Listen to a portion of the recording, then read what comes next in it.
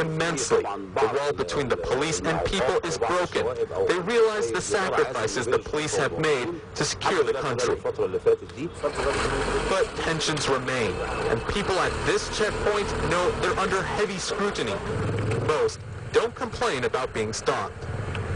I've been in the streets 3 hours, being stopped every 10 meters or something, and I am not the least angry.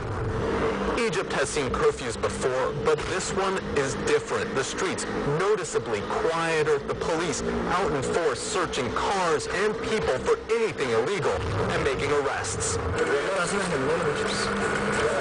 4 violators are detained during the night's operation. This man returning from the hospital with his child was let go. 2 years after the revolution, authorities here on the street are sending a very strong message. If anybody thinks about committing a crime, they'll be met by the full force of the law. A stern warning in another new Egypt. Ian Lee, CNN, Cairo. The U.S. soldier who was convicted for leaking classified documents to WikiLeaks says he wants to live the rest of his life as a woman. But Army officials say he will remain a male in the eyes of the military. And the prison officials say the Army does not provide hormone therapy or sex reassignment surgery in these kind of cases. Manning has been sentenced to 35 years in prison, but his lawyer says he will fight to get the medical treatment his client needs. Chris Lawrence has more. Bradley Manning wants hormone therapy, and his friends say he needs it. This is a medical necessity. Lauren McNamara chatted online with Manning and testified in his defense. She also transitioned from male to female. Deny someone treatment for this just because they're in prison is similar to denying them treatment for depression. But the Army has never provided hormone replacement therapy to any soldier. Prison officials tell us Manning will wear the standard prison uniform at the all-male Fort Leavenworth, and he will not receive the hormones he says he needs to transition to a woman. He would have a better shot theoretically in a federal prison or even in a state prison. Attorney Neil Minahan fought and won the right for one of his clients to get hormones in Massachusetts. State and federal prisons don't have a blanket ban on the therapy, like the military. Consistent injections can cost thousands of dollars, and taxpayers have been paying for prisoners' therapy for years. It can't be just him stating that he wants to get this medication. It needs to be a prescription. But several military doctors have already diagnosed him with gender identity disorder. While he was deployed to Iraq, Manning emailed this photo to... Well, time now to take another break. We'll be right back. Stay tuned in.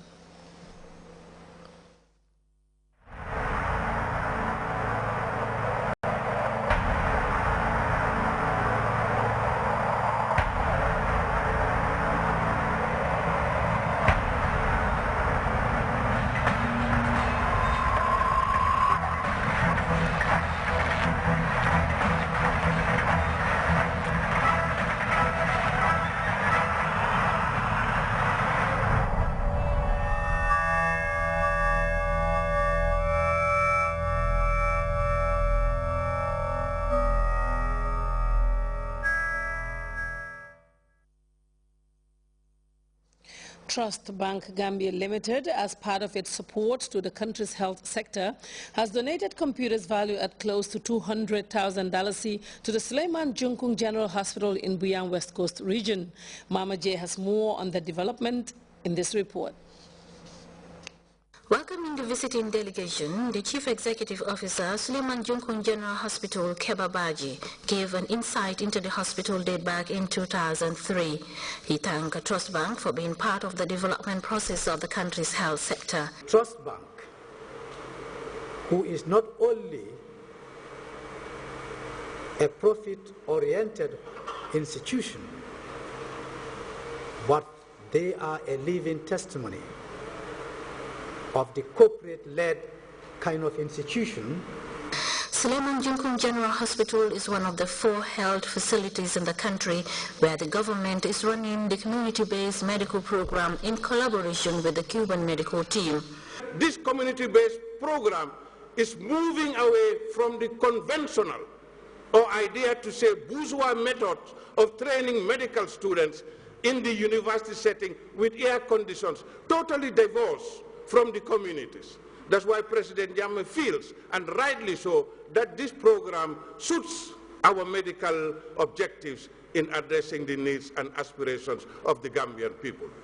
The Minister of Transport, Works and Infrastructure, Balagaba Jahumpa, noted the community-based medical program is the brainchild of President Jammeh. The initiative, he said, is in line with the country's healthcare policy program. It is a community-based program where, as possible, students are recruited from the communities itself, so that when they graduate from the course, they will be able to practice their profession, not in Banjul or in Serakunda, but from the very communities that they come from. In your own profession, as health workers and medical doctors, if there is a killer disease that is affecting the communities in the Gambia or worldwide, you would do a research for 5 years, for 10 years, for 15 years, or for 20 years, until you discover a vaccine that can cure that particular disease. Then we say also a revolution has taken place in the medical sector. Dudu Nyang is the Senior Marketing and Sales Manager at Trust Bank. A lot of people, because of the various interventions that we do in this country, a lot of people call us Trust Bank philanthropists. Now, for me, a philanthropy is where you do very well in your chosen field, you have made huge amounts of money, and then you help to give back to your community. Ours is different. It's the community that has put us where we are. So we are just repaying what the community has done for us. So it's not just out of the kindness of our heart. We are just taking a bit of this enviable pedestal that you put Trust Bank on and just taking a bit of it to give back.